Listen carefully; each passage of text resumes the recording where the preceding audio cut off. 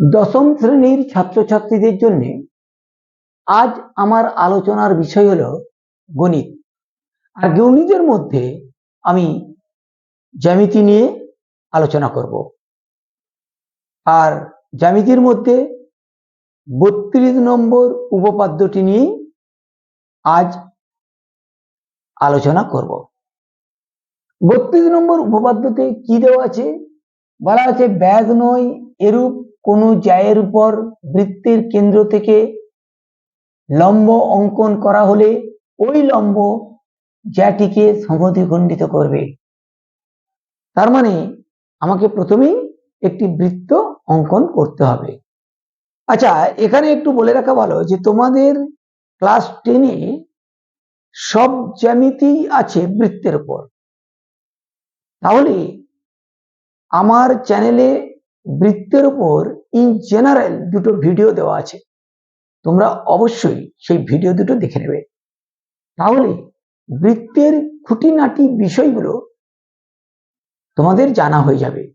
তাহলে এই যে বৃত্তের উপর যে উপপাদ্য, সেগুলো বুঝতে কোনো অসুবিধা হবে না। আমি এখানে একটা বৃত্ত অঙ্কন করেছি। ধরো এটা হলো বৃত্তের কেন্দ্র। কেন বৃত্তের কেন্দ্র থেকে একটা লম্ব টানতে হবে? কার উপরে? ব্যাস নয় এমন একটা জ্যা। তাহলে এই একটি জ্যা আমি টেনে নিলাম, এটার নাম দিলাম এ বি, আর কেন্দ্রটার নাম দিলাম ও। এই ও কেন্দ্র থেকে এ বি এর উপর একটা লম্ব টানছি, যা বলা হয়েছে লম্ব টানতে হবে।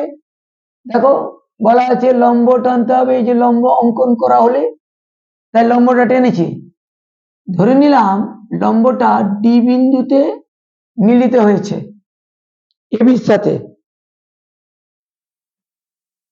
এই আমার দেওয়া আছে, এখান থেকে প্রমাণ করতে হবে ডি বিন্দু এবির মধ্যবিন্দু। তাহলে এই যে যেটা দেওয়া আছে এটা হলো প্রদত্ত। আমি প্রদত্তটা লিখে দিই।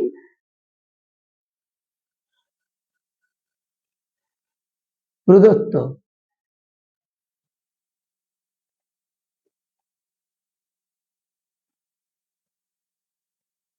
আমি কি লিখলাম? ধরি ও কেন্দ্রীয় বৃত্তের এবি হলো ব্যাস নয় এমন একটি জ্যা। এবিটা ব্যাস নয় এমন একটা জ্যা। ও থেকে এবি এর উপর ওডি লম্ব অঙ্কন করা হলো। ও থেকে ওডি লম্ব অঙ্কন করা হয়েছে, যা এবি এর সাথে ও ডি বিন্দুতে মিলিত হয়েছে। দেখো ডি বিন্দুতে মিলিত হয়েছে। এবারে কি প্রমাণ করতে হবে?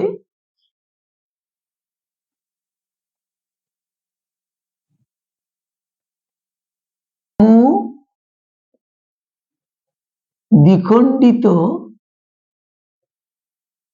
করেছে,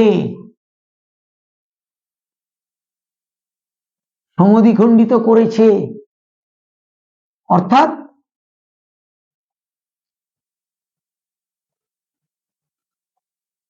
কি এডি সমান ডিবি, এটাই প্রমাণ করতে হবে। প্রমাণ করতে হবে এডি সমান ডিবি। এখন এই প্রমাণটা করার জন্য আমাকে একটু অঙ্কন করতে হবে। কি অঙ্কন? আমাকে এই ও এ আর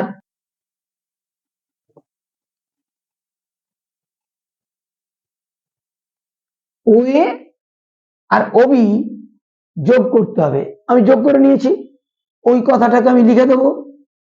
অঙ্কন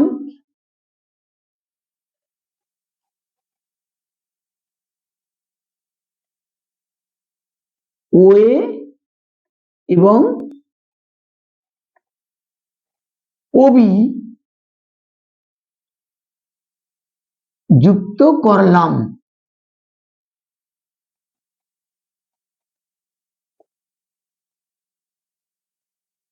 প্রমাণে কি লিখেছি? প্রমাণ করতে হবে ডি বিন্দু এবি কে সমদ্বিখণ্ডিত করেছে, অর্থাৎ এডি সমান ডিবি। এডি সমান ডিবি। অঙ্কনে কি করলাম, ও এ এবং ওবি যুক্ত করলাম। প্রমাণ,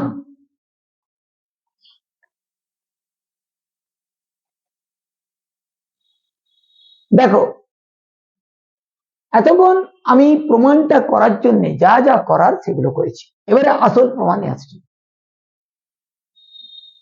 এইটা এইটার উপর লম্ব বলেই দিয়েছে, লম্ব।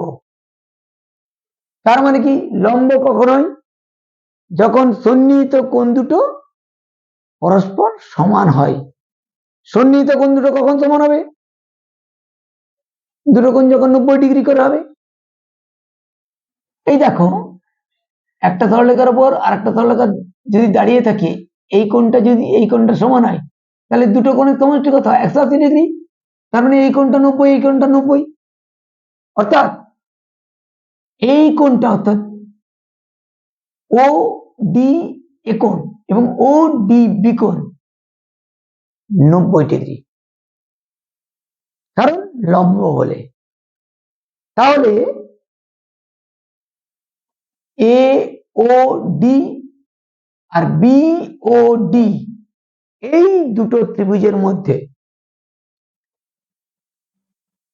এই কোণটা সমান এই কোণটা, অর্থাৎ ও ডি এ কোণ সমান ও ডি বি কোণ, কারণ প্রত্যেকের এক সমকোণ। আর ও এ সমান ও বি, দুটোই বৃত্তের ব্যাসার্ধ, অর্থাৎ একই বৃত্তের ব্যাসার্ধ। আর ওডি সাধারণ বাহু, ত্রিভুজ দুটো সর্বসম। নিয়ম কি, আর এইচ এস।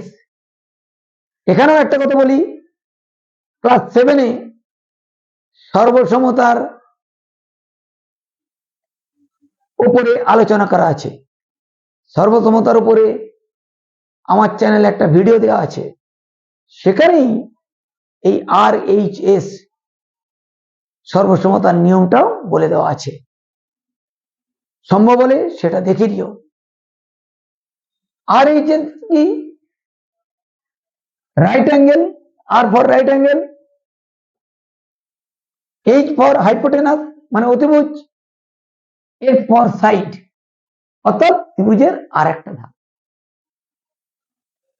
যেই বললাম ত্রিভুজ দুটো সর্বসম, তার মানে এডি সমান ডিবি, সর্বসমতার নিয়ম অনুযায়ী অন্যান্য অংশগুলো সমান হবে, অর্থাৎ ডি বিন্দু এবি এর মধ্যবিন্দু প্রমাণ করা হয়ে গেল। এটাকেই আমি এবার লিখে দেব।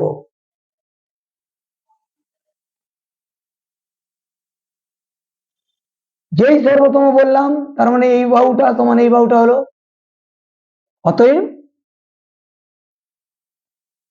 ডি বিন্দু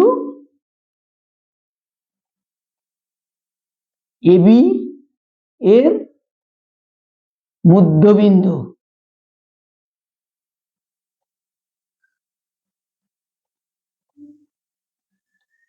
এটাই ছিল প্রমাণ।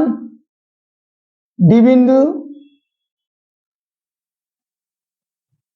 মধ্যবিন্দু মানেই সমদ্বিখণ্ডিত করেছে, প্রমাণিত।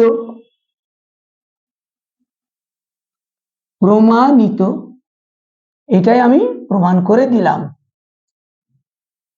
অর্থাৎ যেটাই যখনই বললাম এই ত্রিভুজ দুটো সর্বসম, তার মানে এই বাহু সমান এই বাহু, তার মানে এইটা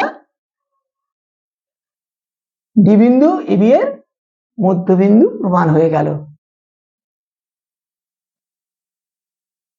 তাহলে এই উপপাদ্যটা